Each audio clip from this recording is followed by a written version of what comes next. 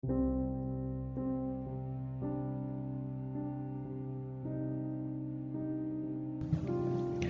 enable or disable vibrate when answer in Samsung Galaxy S10, open phone app, swipe up or down home screen to access the app screen.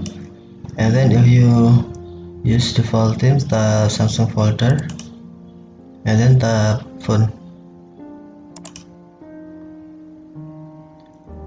Tap more icon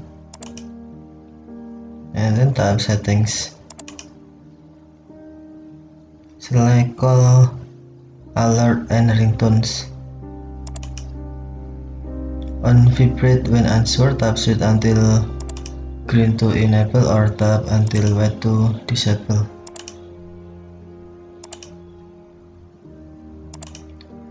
Okay, thank you for watching. Have a nice day.